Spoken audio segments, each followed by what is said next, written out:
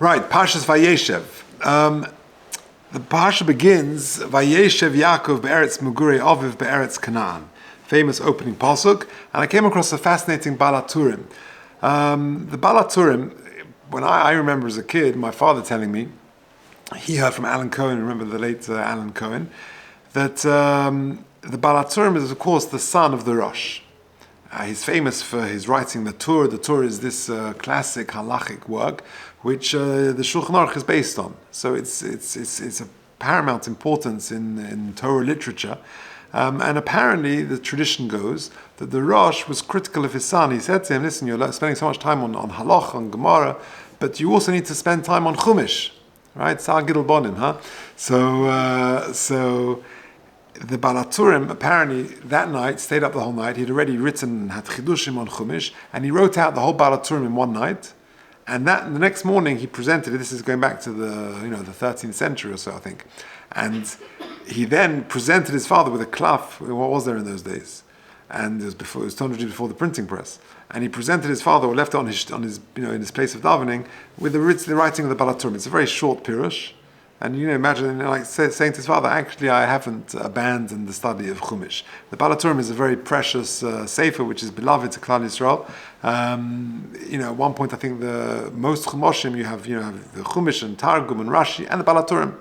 That's how primary it is. Anyway, the Balaturim often throws in some wild gematrias. Here's a good example. Vayeishev Yaakov be'eretz Mugurei Aviv, says the Balaturim begematria Yoshav Lekayim Mitzvahs Kibbut. He returned to his father in order to do the mitzvah of Kibbut Av.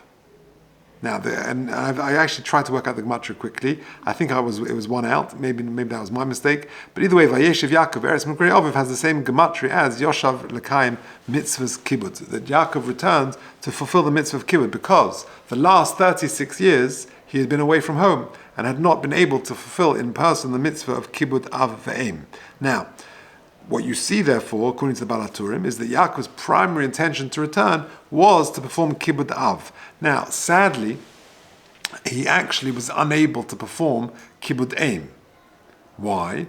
Because, let's just do the maths. How old was Yaakov at the end of Parshas Toldos? The whole story with the brachas of Yaakov and Esau, he was 63 years old. He then runs away. He goes to the yeshiva of Shem Ve'eva for 14 years, he's 77. He then goes to the house of Lavan. He works for Rachel and Leah for 14 years, builds a family for 6 years, and 2 years of travel. Rashi in this week, etc., tells us 22 years, that's 99. So he's away for 36 years, age 63 to 99, where he's away from his parents. He's longing to go back to fulfill the mitzvah of Kibbut Av Ve'em and to see his parents, to show his parents, his wives, his children. But sadly, Yaakov Avinu, Rivka Imenu dies just before this moment, just before this time. That's Rashi in last week's Sedra. Rashi says, "Vatomas Deveira menekes Rivka, vatikova mitachas lebeis el tachas aloin vayikra shmoi aloin bachus." Rashi says in last week's Parsha, who was Deveira? Ma inyan Deveira beis Yaakov. Says Rashi in last week's Sedra, "Lefisha omra Rivka leYaakov v'shalachti v'lo kachtiho misham." That Rivka said to Yaakov at the end of Parshas Toldos, when he was running away from Esau, he said, "I will send you away, but I will bring you back." Shalcha Devaira etzlo, she sent Devaira to go and get Yaakov back. Lepadan Aram lot says misham umeisa baderech, and Devaira died on the way. The Menekes, the maidservant of Rivka, says Rashi. I learned this from Moshe Darshan. And then Oloin Bochos says Rashi va'agod and his basisham ba'over sheni. Yaakov was told about a second mourning, a second loss. Shehu gudloi al imo shemesa. That Yaakov was told when he was coming back after the end of this 36 years, that his mother had passed away. Va'aloin beloshin yuvoni is acher. So he was told about another mourning. Why didn't the Torah just tell us this? That Rivka died. Says Rashi, shelo yikalu habrios hakeres sheyotzim menu Esav. That people might curse the stomach from which Esav emerged. Af hakosov lo yfirsman. Therefore, the Torah doesn't want to be mefarsim. It doesn't want to publicize this. The Ramban makes it even more poignant. Says the Ramban in last week's Sedra, next box. If you're listening online, please email me at j.golker@gmail.com. I'll send you the handout. V'hakorov masha omer Rabbeinu sheyimers lemisras Rivka. on the above pasuk in Parshas Vayishlach, it's alluding to the death of Rivka. The Ramban says, "V'lochein kora shem hamokum hahu aloin bachus." That's why it's called aloin bachus. Ki ein bechi v'anoka al haminekes hazakena sheyikra Hashem olav. We're not going to call the place, the wailing, the weeping, because of the maidservant of Rivka. So why is it called that? Aval Yaakov bachov is abel al imay hatzadekes. That Yaakov Avinu was wailing, was crying, was weeping on his mother, the tzadekes, who had just passed away, Asher Avoso, who loved him so much, and he didn't merit to see her one more time. And therefore HaKadosh Baruch Hu came to be menachem him, to comfort him, like he had done previously to Yitzchak, etc., etc. Okay, now, and that's why he says that Vayova Yaakov and Yitzchak Oviv, and if Rivka was alive, it would have said El Oviv Elimai. So Rivka was no longer alive. So you see that Yaakov, his primary intention to return was to perform Kibbud Av, but not Kibbud Ein, because sadly Rivka had already passed away.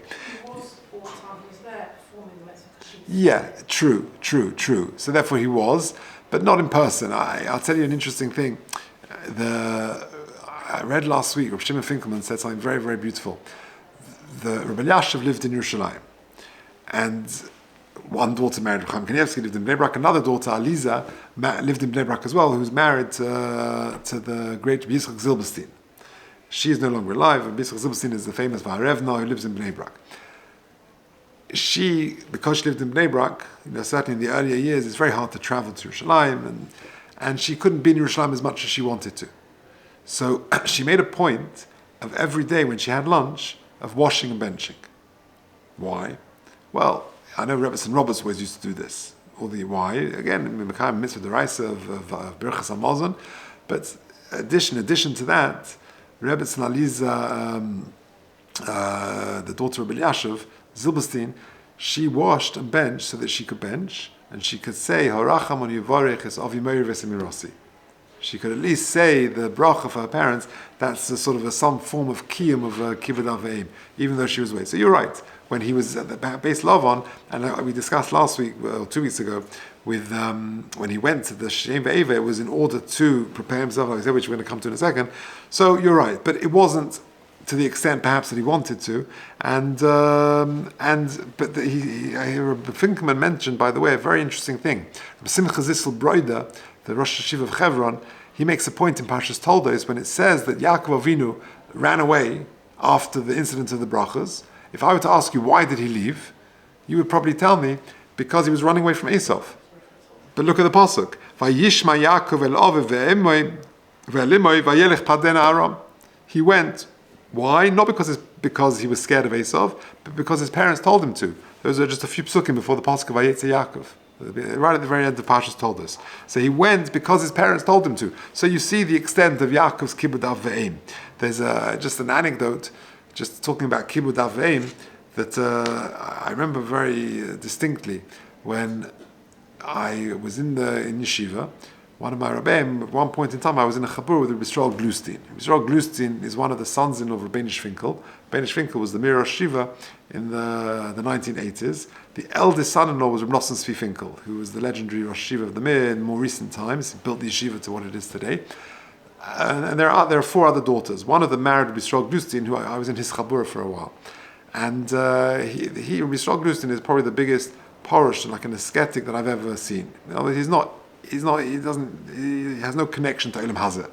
Right? He goes to bed Friday night, he wakes up Shabbos morning, the next time he sees his bed is next Friday night. Right? Every night he'll sit, he learns in the yeshiva all day, and then he'll sit at a shtender, he'll drop off, and I don't know if he ever slept.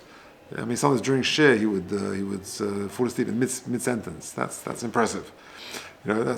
And anyway, and even in eating, and he had no shaychus with it. But one time, I remember it was the end of a tanis, and in yeshiva, what happened was, in the mirror, you daven Mariv, and then you would go downstairs, and they would give you cakes and drinks and things like that, and then you'd go back up, you would have a seder, learn for an hour or so, and then you'd come back and you have a meal. And I remember after Mariv, it was just shocking. I made a mental note of it, that Rabbi Yisrael Glustein sort of rushed out to go down to the Chad Ochel. And it was just, in my mind, it was just like looked so strange because I'd never. He didn't eat, sleep, drink. He just, he was sort of almost like above all of that. And yet, after Tanis, he was rushing down. So I figured, okay, maybe he's just very thirsty, he's very hungry. Fine, it happens, And then, like 2 minutes later, whilst people were still filing out the Beis Medrash, I see him running up the stairs with a plate of cake and a glass of drink for his old father, who was sitting in the back of the Beis Medrash. So it wasn't for him. He was making sure his father would have a drink at the end of the Tanis. So sometimes you see Kibbud Avim in practice, and it makes a roshim, makes an impression. Okay, so that is Yaakov's Kibbud Avim, the gematria of the Balaturim, Vayeishev Yaakov, Eretz Muguri Aviv, is the same gematria as Yoshav L'Kayim Mitzvahs Kibbud. He returned to Mekayim the Mitzvah of Kibbud Avim, and other examples of Kibbud Avim of Yaakov in the last few parshas. Okay, now let's press on. We said 2 weeks ago, you'll all remember, I'm sure, that the amazing Emes Yaakov. You just sort of made reference to it. Rabbi Yaakov Kamenetsky 2 weeks ago in Parshas Toldo or Parshas Vayeishev, he asked 2 questions. Yaakov Avinu leaves his parents' house, and en route, instructed by his parents to go to Beis Lavan, he stops off in the yeshiva of Shem Ve'eva. So 2 questions. Question number 1, Kibbud Avim, how can you do that? The moshe Rabbi Yaakov gave was, if you send someone to the Makolet to buy a pint of milk, you don't stop off in the Beis Medrash for a few hours and learn, and then come back, when the tea is cold. So how could he do that? Question number 2, Yaakov was 63 years old. Until he was 15 years old, he was learning with his Zayda Avram. From the age of 15 to 63, he was learning with Yitzchak. He had learned a lot. What was so pressing that age 63 had to go and chap another 14 years of learning? That was what we discussed last week. In short, the answer was that he had to learn a different type of Torah, the Torah of Shem Ve'eva. Shem was sort of survived the Mabul, and survived not just the Mabul, but the corrupt influence of the Dur HaMabul. And Eva had survived the Dur HaFloga. He has survived the corrupt influence of the Dur HaFloga. Shem Ve'eva, the Torah of Shem Ve'eva, was uniquely suited to protect someone from a corrupt environment, and therefore Yaakov had to learn that Torah before he went off to Beis Lavan to deal with this corrupt fraudster who was Lavan. Fine, that was what we said last week, and therefore Rabbi Yaakov says the mashal is more suited to the following: that parents tell the kid, "Go buy me arba minim," and he stops off in the Beis Medrash to brush up on the halachas of arba minim, what lulav, what esrog. That's part of the mitzvah. That's what he was doing. Good. That was last week. At the end of that piece of Rabbi Yaakov, he's got a beautiful piece which fits into this week's Sedra, exactly on that theme. Take a look at the bottom of the page. Lahalan b'Parshas Vayeishev. So he's writing this in Parshas Vayeishev, but it's referencing our Parsha. Kosov it says, V'Yisrael aves Yosef mikol bonov, ki ben zukunim huloi.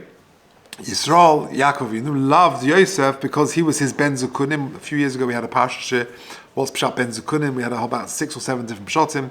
Ayin Sham. It's on Torah anytime if you're interested. Or Pirush Rashi, V'zel Shaynoi, V'unkras Tirgim, Bar Chakim Hulai. That Yosef was a wise son to his father Yaakov. Kol ma shelomad m'shem ve'eva mosloi. Whatever he learned in the yeshiva Shem ve'eva, he passed on to Yosef. Asked Rabbi Yaakov Kamenetsky, Madua dikdei Rashi lo kol ma shelomad m'shem ve'eva. Why is Rashi highlighting that whatever he learnt in yeshivas Shem ve'eva, he passed on to Yosef? V'chilo hoyoloi es Torah sa'ovas limselo. What about the Torah for the first 63 years of his life? Why didn't he pass that on to Yosef?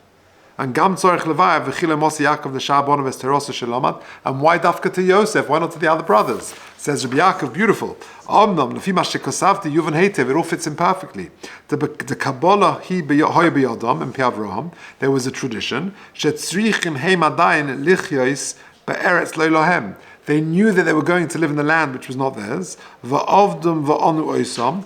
Yaakov knew this tradition and therefore had to prepare his children for this. Why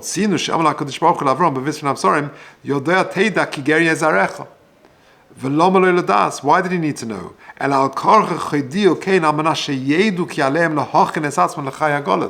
To know, because you've got to prepare. You've got to prepare to live that life in Golus.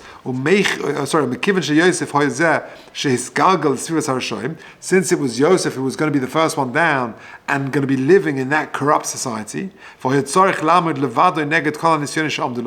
going to be living alone, a 17-year-old boy, in this immoral place. The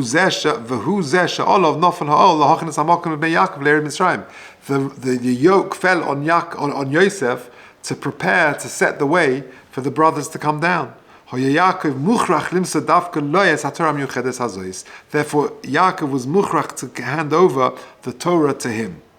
Torah's Hagolos, Torah's Shem Ve'ever. Beautiful. That's why he passed it over to him. However, the brothers, the Shiftei Yisrael, they didn't know the reason. How come Yaakov is learning more with Yosef than with the other brothers? Niskanu boy, they were jealous of him. That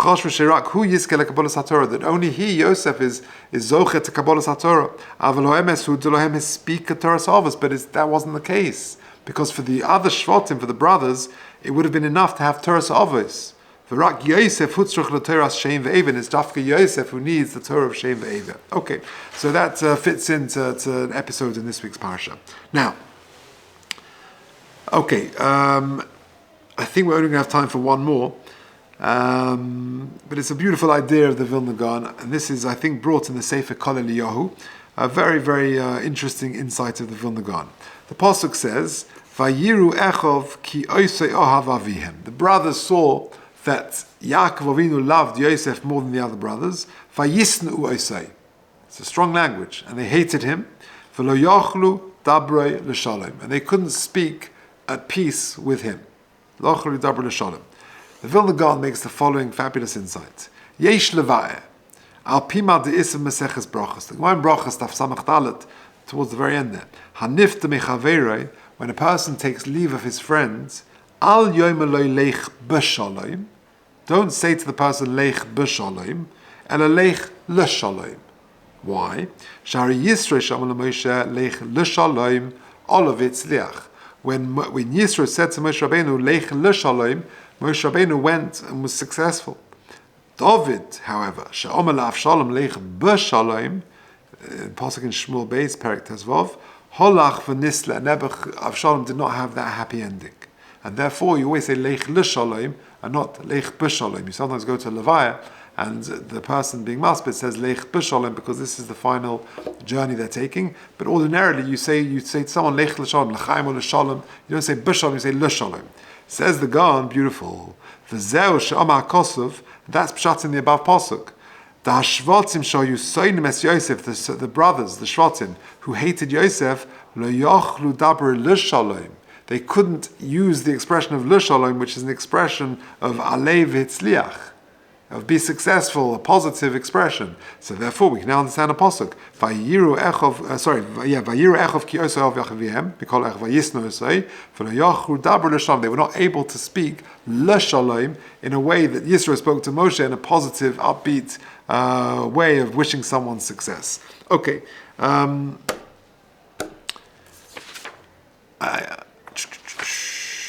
I think we'll leave it. The next piece will take a bit too long. Ms. Hashem, HaKadosh Baruch Hu should give us kach.